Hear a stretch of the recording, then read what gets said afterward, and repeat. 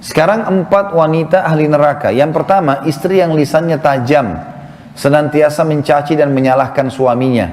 Bila suaminya gaib, maka ia berkhianat, dan bila sedang di rumah, maka ia terus menyakiti suaminya dengan lisannya.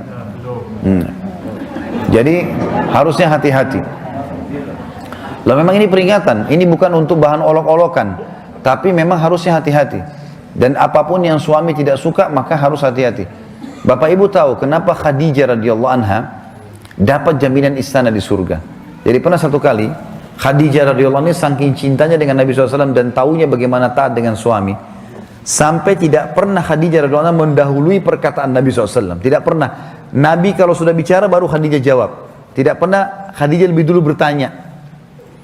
Itu, jadi dia selalu lakukan itu. Kemudian yang kedua, Khadijah tidak pernah angkat suaranya dengan Nabi SAW. Kalau intonasi suara Nabi misalnya kalau kita kasih angka 6, Khadijah pasti 5 atau 4. Tidak pernah di atasnya.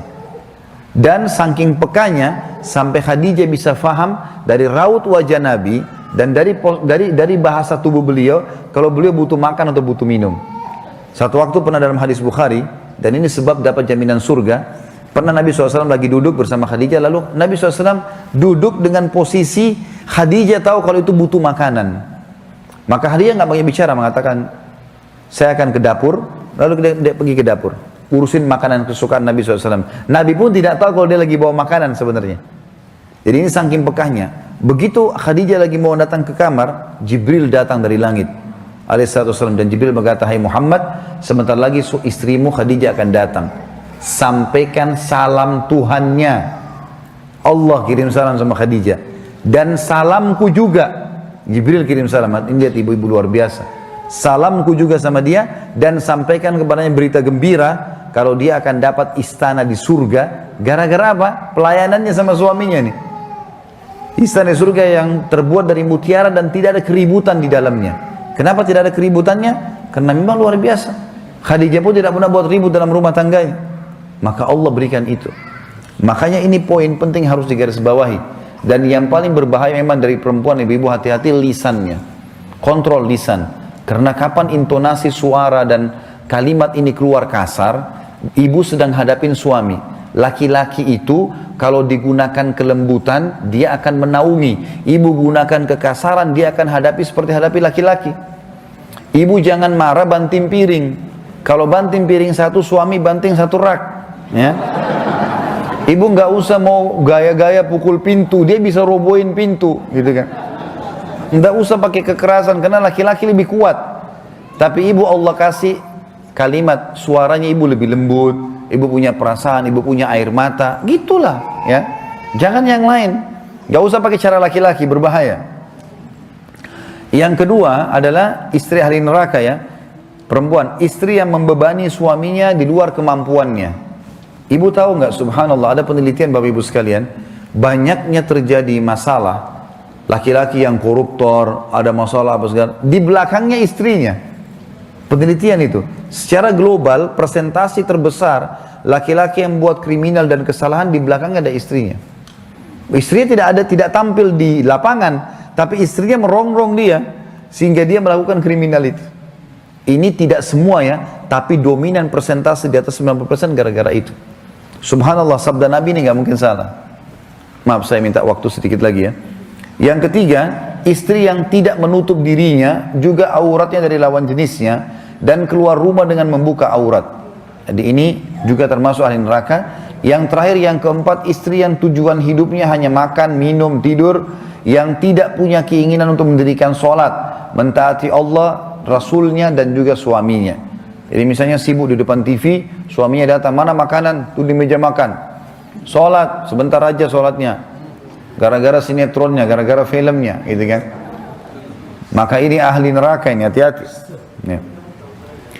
Kemudian ada hadis yang lain, kata Nabi SAW, kita sudah selesai tadi 4 ahli neraka, 4 ahli surga. Hadis yang lain, tidak ada seorang istri pun yang meninggal dunia, lalu suaminya ridho kecuali ia pasti masuk surga. Ada jaminan di sini. Karakter laki-laki ibu harus kenal, saya sebutkan secara global, adalah dominan akal. Jadi kalau akal itu artinya masalah, solusi. Kemudian dia butuh dihormati kepemimpinannya. Biarkan dia mengambil keputusan, kita tinggal jawab pada saat ditanya. Jangan mendominasi. Mendominasi akan bentrok dengan karakter laki-laki. Tidak bisa sejalan nanti. Kemudian kalau mau memperbaiki, suami atau laki-laki tidak suka dihardik. Ya, tidak suka dihardik. Kamu salah, kamu begini, kamu begitu. Itu tidak bisa. Akan bentrok. Walaupun dia salah, dia akan menyerang. Itu karakter. Sama tidak suka digurui. Ya. Kemudian sebaliknya, suami suka diterima kasih. Ya. Ibu harus ucapkan itu. Kemudian juga dia suka diterima keputusannya, walaupun keputusan itu sederhana. Ya. Kata Nabi SAW dalam hadis yang lain, Allah tidak akan melihat seorang istri yang tidak berterima kasih pada suaminya, padahal ia butuh dengan suaminya. Allah tidak lihat, maksudnya Allah tidak akan memberikan ya kebaikan-kebaikan kepadanya. Dalam hadis yang lain juga, 3 golongan yang tidak akan diterima. Kata Nabi SAW, sholatnya, juga amalan-amalannya tidak akan dilangkat ke langit. Seorang budak yang lari dari tuannya sampai ia kembali. Yang kedua, seorang istri yang suaminya marah padanya sampai suaminya itu ridho kepadanya. Dan yang ketiga, orang mabuk sampai dia sadar. Jadi ibu biar sholat, khusyuk, baca 1 juz 1 malam, kalau suaminya nggak ridho, nggak diangkat ibadahnya ke langit, percuma. Maka ini ada hubungannya, korelasinya dengan masalah itu. Pernah ada seorang wanita berkeluh kesah di depan Aisyah radhiyallahu anha dalam hadis Bukhari. Suamiku begini, terus keluh kesah. Nabi SAW lewat. Lalu kata Nabi SAW, hati-hati dengan lisanmu. Jangan ceritakan sembarangan suamimu karena dia surgamu atau nerakamu. Aisyah juga berkata radhiyallahu anha, wahai sekalian wanita, bila kalian tahu hakikat hak suami kalian terhadap kalian, maka pasti seseorang dari kalian mengambil debu kaki suami kalian dan meletakkan pada pipinya. Juga Nabi SAW bersabda dalam hadis lain, wanita dari kalian yang menjadi penghuni surga ialah yang penuh dengan kasih sayang. Yang bila dia berbuat salah atau suaminya berbuat salah, maka dia mendatangi suaminya dan meletakkan tangan di atas tangan suaminya, seraya berkata di malam hari pada saat mau tidur, aku tidak akan tidur sampai engkau ridho kepadaku. Ya perlu ibu-ibu tahu, sebenarnya kalau laki-laki pun buat salah, pada saat ibu datang kepada suami mengatakan, kalau memang saya yang salah maafin ya, itu malah muncul naungan. Kalau ibu makin merendah maka akan muncul naungan, maka dia akan mengakui kesalahan. Ini umumnya ya. Kemudian kita bicara tinggal 2 kewajiban lagi. Tadi yang pertama ketaatan, yang kedua adalah masalah biologis. Dan ini penting sekali karena salah satu syekh di Saud di Mesir menulis buku, dan saya lagi bedah bukunya, diterjemahkan bahasa Indonesia, namanya Mahkota Pengantin. Beliau mengangkat penelitian sebagian ulama tentang masalah sperma laki-laki. Salah satu komposisinya itu ada api. Makanya sperma itu panas ya. Salah satu karena dia darah gitu kan, dari darah. Kemudian dia kena tergabung dengan hikmah Allah, dari menjadi dia berubah warna dan dia punya komposisi api. Jadi dia memang panas. Nah ini kalau tidak dikeluarkan maka akan berpengaruh pada emosi. Jadi kalau ibu-ibu punya suami suka marah-marah, masalahnya di situ saja.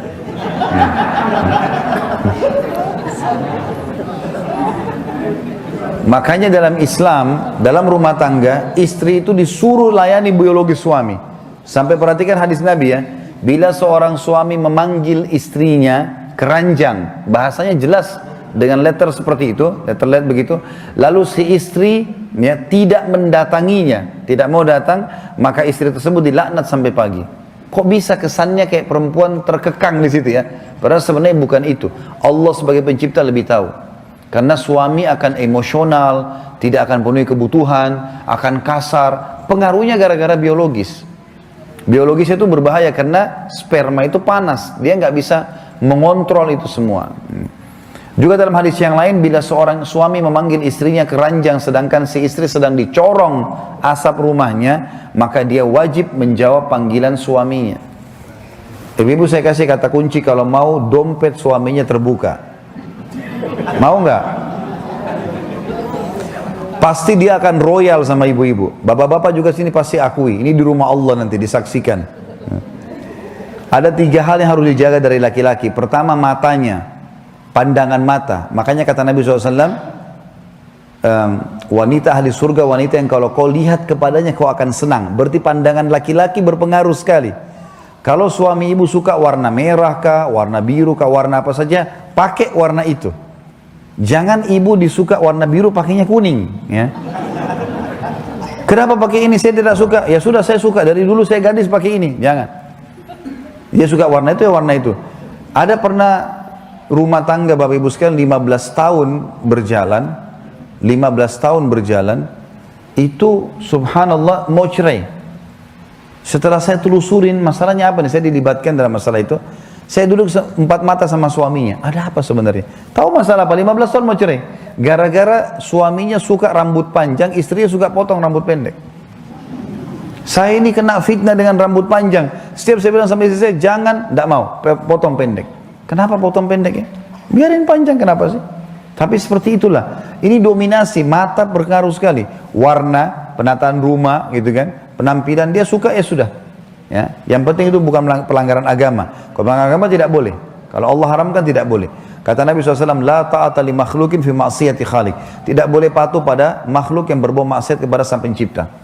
Yang kedua, perutnya. Apa yang bapak, suami ibu suka makanannya, misal sayur asam, misal apa, siapin selalu. Walaupun ibu lihat ini orang kok nggak bosan-bosan makan itu terus.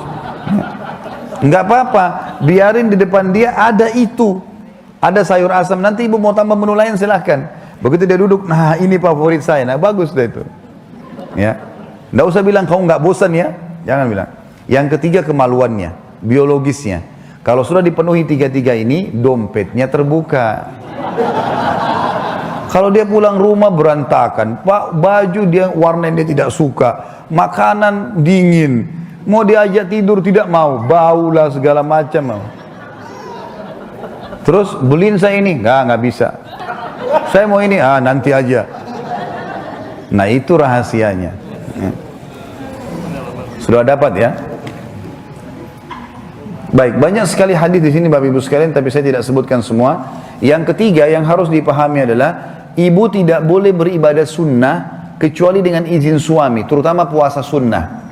Kalau suami lagi libur, misalnya Senin Kamis, dia lagi cuti hari Senin, ibu kalau mau puasa izin dulu, saya mau puasa besok ya. Kalau diizinkan silakan, kalau enggak.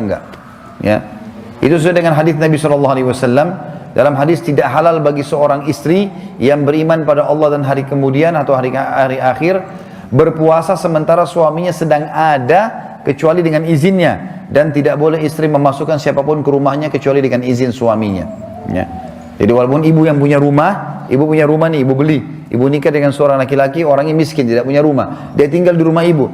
Walaupun itu rumahnya ibu, setelah dia jadi suami, ibu nggak boleh masukkan sembarangan orang di rumah. Sampaikan. Karena dia sekarang penaung dan pelindung di situ. Maka ini perlu digarisbawahi, tidak boleh berpuasa, terutama sunnah ya. Kata Nabi SAW dalam hadis yang lain, tidak boleh seorang wanita berpuasa sementara suaminya sedang bersamanya, kecuali dengan izinnya. Sama juga kalau bapak ibu kita kan kalau bakti sama orang tua, perhatikan perbedaan antara ketemunya haknya Allah wajib dengan hak wajibnya makhluk. Jadi misal sholat 5 waktu, kan itu wajib kita ya. Kalau ketemu itu dengan hak wajibnya makhluk, misalnya bakti sama orang tua.